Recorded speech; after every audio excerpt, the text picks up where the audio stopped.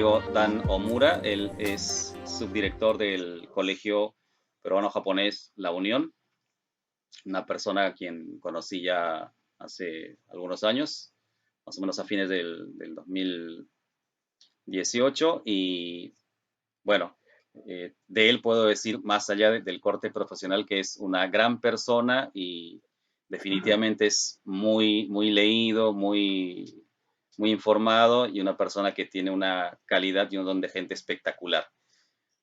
Debo disculpar a Karim, quien nos iba a acompañar esta tarde. Lamentablemente, por cuestiones familiares, no puede participar de esta reunión entre amigos aquí en esta sala.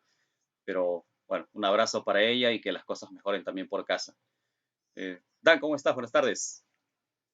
Henry, muchísimas gracias y gracias por una introducción cariñosa y un poco exagerada, quizá, ¿no? No, no, para nada. No, sí, Henry y yo hemos tenido la suerte de trabajar juntos acá ¿no?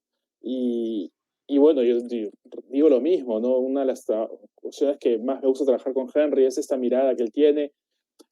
Muchas veces nos hace salir de la forma en la que miramos todo, ¿no? Y es siempre bueno tener a alguien que nos permita mirar fuera de la caja, que nos invita a hacer una reflexión más profunda y a tomar múltiples posturas, que es algo que siempre me ha parecido muy, muy bueno y muy potente del trabajo con Henry. Dan, cuéntanos, ¿cómo estás desde la subdirección del Colegio La Unión? ¿Cómo estás mirando en este momento el tema de la educación desde el lado del sector privado? Es una situación compleja, ¿no? Porque a nadie lo encontró preparado, ¿no? Las escuelas no tenían dentro de su radar la educación virtual.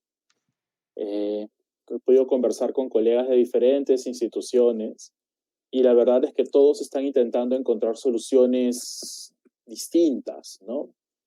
No creo que nadie pueda decir que tiene una receta ahorita clara sobre cómo abordar la educación a distancia y qué estrategias utilizar, ¿no?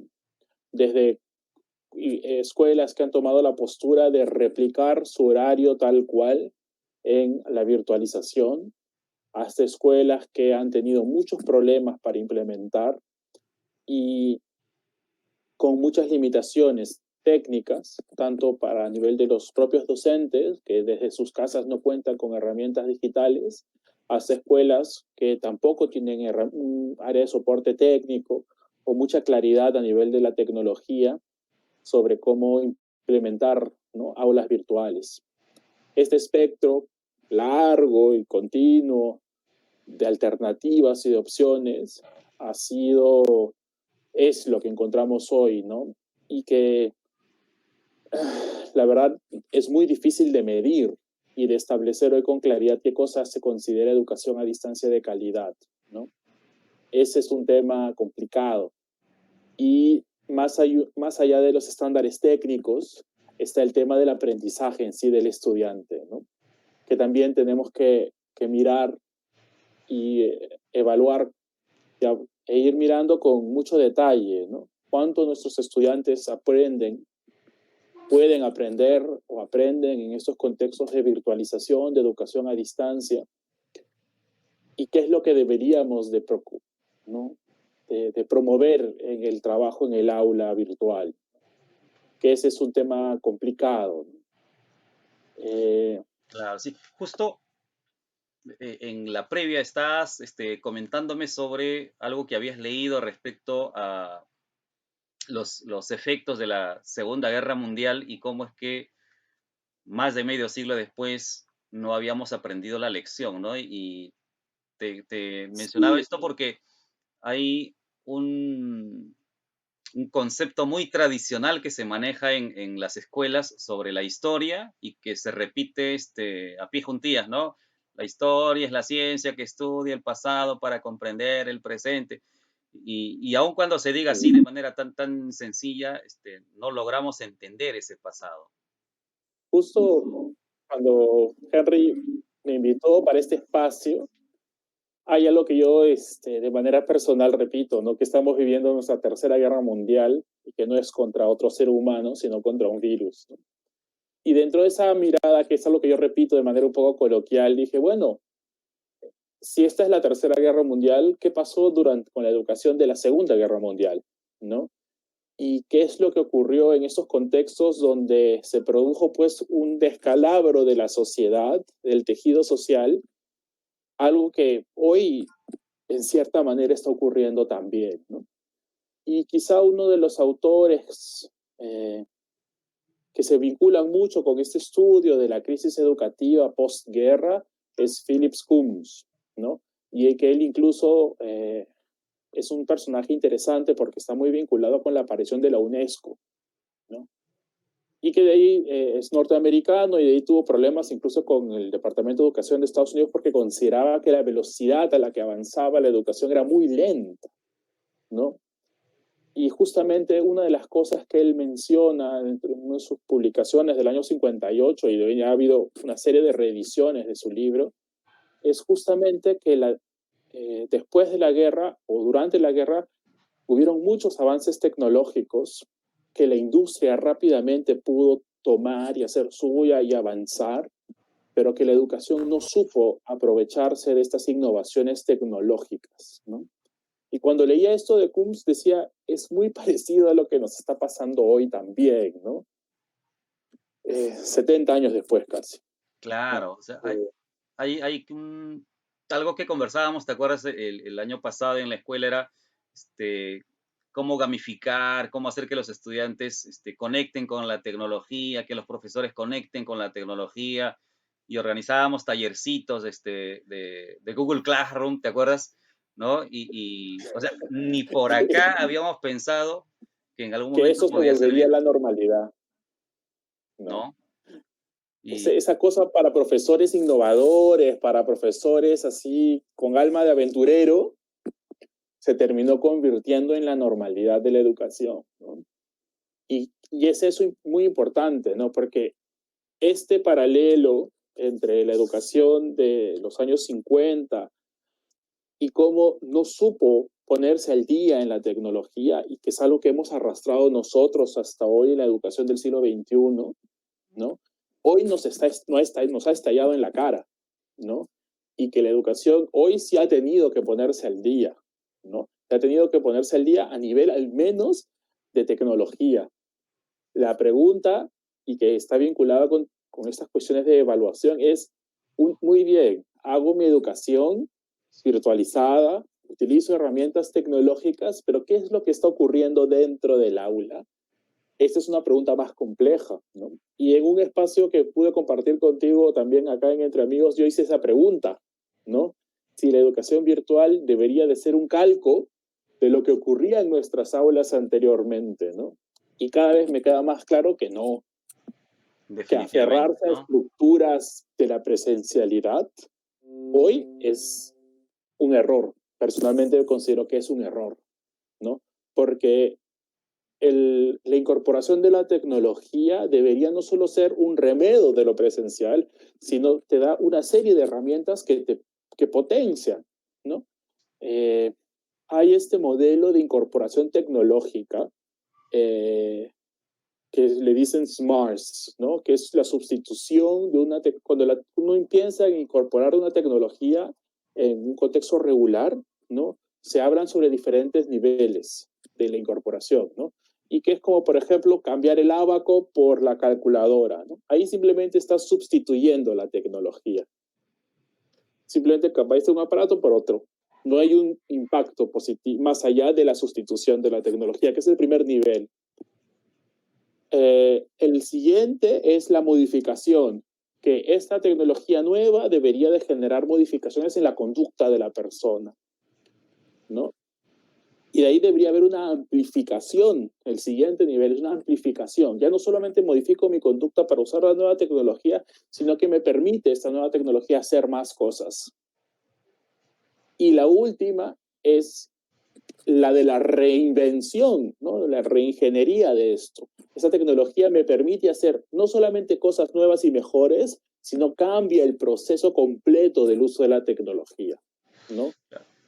Ya ahí, Hoy, sí, pues estamos pensando en sustituir simplemente, sí. cuando la tecnología hoy nos permite hacer este salto a reinventar el proceso completo, ¿no? Claro, y ahí justo yo veía esta cuestión del discurso que hemos manejado siempre como profesores, ¿no? Que los chicos son tecnológicos, que son digitales, ¿no? Los docentes jóvenes, ¿no? Están expuestos a estas herramientas. Y una cosa es estar expuesto a la herramienta y manejar la herramienta, y otra es tener la habilidad para emplearla en el espacio que tú quieras explotarla, potenciarla, ¿no? Y hoy tanto chicos como profesores, a nivel por lo menos nacional, en la experiencia que yo tengo de las escuelas públicas y privadas que veo a veces, este, nada, pues, ¿no? O sea, el que usen equipos móviles de última generación, de alta gama, no significa pues que sean chicos digitales necesariamente, ¿no? O estén Cuando vinculados a actividades de educación, por ejemplo. algo que yo aprendí antes de empezar un trabajo más administrativo, de gestión administrativa, digamos, en la escuela, mis últimos 2 años de docente fue trabajar con incorporación, en un proyecto de incorporación tecnológica en el aula, ¿no? Y yo tuve la meta personal de no utilizar libro físico, ni cuaderno, ¿no? Wow.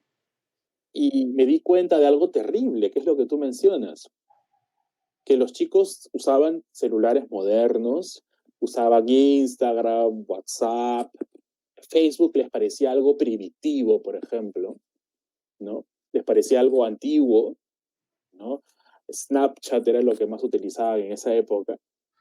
Y lo interesante es que no sabían mandar un correo electrónico, no podían adjuntar imágenes y no sabían que era un disco duro virtual, la nube. Entonces, nuestros alumnos están siendo nativos digitales para un rubro de tecnologías poco productivas, ¿no? Mientras que hay otras ciertas herramientas digitales hoy que son mucho más útiles desde la mirada del trabajo académico, de la proyección a su trabajo futuro, pero que no las conocen. Entonces, eso me generó muchísima curiosidad, ¿no? Y de ahí otra de las cosas era que teníamos alumnos que usaban el entorno de Apple, otros que usaban el entorno de Microsoft y otros que usaban el entorno de Google. Y eran muy claros los chicos que utilizaban cada uno de estos entornos y estaban más acostumbrados, ¿no? Unos chicos tenían un celular que ya era, en ese momento era un poco extraño, que usaba Windows Phone. Y otros chicos usaban Android y otros chicos usaban el sistema operativo de Apple. Un día intenté que se cambiaran de teléfonos y la rigidez mental que descubrí es impresionante. O sea, yo también me dije, qué interesante. Nosotros que hemos migrado, miramos quizá desde afuera la tecnología, ¿no? Y podemos identificar similitudes, diferencias, ¿no? Pero cuando un chico ya ha nacido dentro de un entorno digital, le resultaba otro idioma pasar a Microsoft o le resultaba otro idioma pasar a Android. Me resultó bien interesante eso, ¿no? Claro. Porque son chicos que han vivido básicamente en estos entornos, ¿no? Y aquí viene el tema de las competencias, ¿no? Los chicos, para empezar, el tema del aprendizaje en autonomía no se ha logrado tal y como pensábamos. Inicialmente, ¿recuerdas cuando se dio el tema de la suspensión de clases? Tuvimos ciertos inconvenientes tanto con estudiantes como con profesores, ¿no? Y luego la queja, el reclamo de los papás sobre el trabajo de sus hijos en casa, hasta ahora están evidenciando que el nivel de autonomía en ellos no es muy, muy potente. Lo mismo que su desenvolvimiento en entornos digitales. Y a eso habría que sumarle el pensamiento crítico y creativo que tienen para adaptarse así con facilidad sobre este tipo de escenarios, ¿no? Porque un estudiante que esté empoderado con este tipo de habilidades no debería presentar mayor inconveniente y tendría más bien que aprovechar sus habilidades para desenvolverse con relativa facilidad en estos escenarios propios de esta coyuntura, por ejemplo, ¿no? Ese es el problema de la famosa transferencia del aprendizaje, ¿no? Y ese es un tema complicado, ¿no? Y yo creo que esto desnuda enormemente este discurso de la educación por competencias, ¿no? Porque finalmente alguien es competente cuando puede hacer algo, ¿no? No cuando sabe cómo se puede hacer, no cuando te dice cómo se puede hacer, ni cuando conoce los pasos necesarios para hacerlo, ¿no?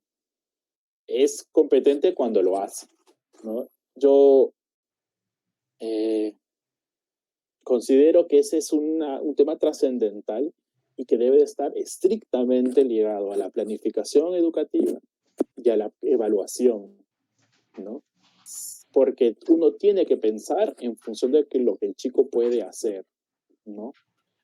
Y la virtualización nos invita a eso, ¿no? A focalizarnos en aquello que realmente es importante, más allá del manejo de la información. Porque ahora una de las preguntas que saltan con muchos de los profesores es ¿cómo voy a hacer para que mi examen no tengan Wikipedia abierta al costado o no tengan este libro al Sí, costado, ¿no? Y ese la pregunta es bien sencilla. ese tema de la ¿No? evaluación es muy, muy fuerte, ¿no? O sea, seguimos pensando en ni siquiera en conocimiento, sino en información, ¿no? ¿Cómo hago para evitar que él esté mirando la información? Cuando en realidad no tendría por qué preocuparnos qué está mirando, Al sino contrario, cómo, es más, enhorabuena. yo alguna vez hice este ejercicio en una escuela en la que trabajé hace algunos años, allá por La Molina, y le decía a los chicos, ¿no? Ya, la próxima semana es examen. Y todos se alegraban conmigo porque sabían que el examen era con libro, con El cuaderno, libro, cuaderno. y si tenían su laptop, bueno, que abran su teléfono, lo que quieran. Porque mis preguntas no estaban apuntando a la información del texto, sino a cómo utilizar esa información para crear algo distinto, ¿no? Para que generen algo distinto. Vamos a hacer una pausa, Kadan. Hay eh, algunas personas que nos están haciendo preguntas. Aquí están, a ver Sí, quiénes sí, están sí. por acá. Carmen, Ruth, William, saludos para Marcos, Lorena, Carlos, Alejandra, Rodolfo, Frank. Acá está Lozada por acá, Frank. Toribio, ¿quién va a estar por acá? Diego, Giancarlo, Nora. Marco nos hace una pregunta. Dice, ¿qué tipo de competencias podrían desarrollarse de este punto hacia el final del año? ¿Qué tipo de competencias podríamos trabajar? En algún momento tú nos decías, ¿no? ¿Saben qué? Por gusto vamos a mirar la malla de competencias en el nivel más alto, vamos a los niveles básicos, busquemos procesos cognitivos básicos y a partir de ahí vamos subiendo en función a la respuesta de los chicos. Luego de algunos meses de ejercicio, Dan, ¿cuál es la receta ahora? Marco ha hecho esta pregunta. Lo que pasa es que yo creo que, como decía hace un momento, esta situación nos está desnudando, ¿no? Porque es muy fácil decir que uno está implementando un currículo por competencias cuando tu prueba es una prueba de 80 preguntas de opción múltiple con datos históricos, ¿no? O tu prueba son 5 dibujitos para que pongas en orden las fases de la mitosis, ¿no? O una hoja del Baldor, ¿no? Cuando tenemos esas situaciones y que ocurren de manera bastante regular en educación, lo que ocurre es que nuevamente aparecen estas cuestiones como si se copian, si tienen acceso al libro y demás, ¿no? Y finalmente eso no es competencia. Si uno pensara de manera estricta la definición de la competencia, y quiero restringirme un poco allí vinculada con la pregunta, es que podríamos hacer todas. Porque al final lo que la educación debería de construir es que el chico, cada uno de los estudiantes pueda construir y hacer, ¿no? pero a su vez tenemos que hacer una dosificación, y una dosificación del contenido, ¿no? Y yo, una de las cosas que más salta a mi cabeza en este contexto actual es que los maestros tenemos un pendiente enorme, quizá va a sonar feo lo que voy a decir, porque siempre hay a veces una pugna entre docentes y psicólogos, pero toda esta entrada del diseño instruccional y del cómo aprendemos y del aprender a aprender es hoy trascendental, ¿no? Y que está vinculado con los procesos cognitivos, como mencionabas hace un momento, ¿no? Y que a su vez también nos hace retroceder a la época de Bloom, ¿no? De Benjamin Bloom, y pensar sobre estos procesos básicos, ¿no? Desde la taxonomía de Bloom, que durante mucho tiempo resonaba mucho en educación y de ahí medio que ha desaparecido, pero yo creo que es fundante, ¿no? Porque nuevamente siempre nos quedamos en el primer nivel de la comprensión, ¿no? O del manejo de información. Si realmente trabajáramos las competencias como son, desde esta mirada grande del saber hacer y utilizar y movilizar herramientas transversalizadas entre las diferentes áreas académicas, estaríamos llamados a trabajar todas las competencias, pero dosificar, ¿no? Y hacer desde la mirada del diseño instruccional esto que es, en inglés se llama backwards design, ¿no? El diseño inverso, que tú tienes que tener pensada con mucha claridad qué constructo o qué objeto o qué cosa es la que demuestra realmente este logro de la competencia. Y sobre esto vas diseñando hacia atrás. ¿Qué pasos necesito para llegar a esto? Es como armar, y cada vez me queda más claro que la competencia son cosas como cocinar, por ejemplo, ¿no? Que muchos de nuestros chicos están aprendiendo ahora en este espacio. Claro, eso te iba a decir. Tú nos dabas un consejo hace unas semanas, ¿no? Convirtamos la cocina en el nuevo centro de aprendizaje, ¿no? Totalmente, o sea, de formación inicial yo soy maestro de ciencias y a mí me parece que la cocina es el mejor laboratorio porque, uno, los chicos se sienten más seguros, no tienen miedo, ¿no? Conocen las cosas que hay en su cocina, o en algunos casos no conocen absolutamente nada de lo que hay en su cocina, ¿no? Pero hay procesos muy interesantes y que se pueden trabajar de manera muy, muy fácil, ¿no? Trabajar desde de las 3 competencias de ciencias, al menos la experimentación de la que todo el mundo se hace bolas hoy, se puede trabajar sin ningún problema en la cocina. Cosas tan sencillas como sancochar huevos es un proceso bien interesante, ¿no? Porque trabajas conceptos como la flotabilidad, trabajas conceptos como el cambio de estado, aumento de la energía, aumento de la temperatura, y también se ven cosas como la desnaturalización, ¿no? Preguntar, por ejemplo, a un chico que si es que el huevo, cuando se sancocha, cambia de estado, ¿no?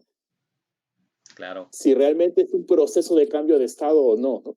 Desde la definición estricta como tal, no, porque de arranque el huevo no era líquido, ¿no? Entonces tienes que empezar a ver que existen otros estados o condiciones de la materia y un cambio de estado de manera formal es reversible, ¿no? Porque es un cambio físico. Tú no puedes regresar un huevo sancochado a un huevo no sancochado, ¿no? Entonces lo que se está presentando allí es un cambio químico, ¿no? Entonces, con algo tan sencillo como sancochar huevos, aparecen un montón de conceptos conexos, ¿no?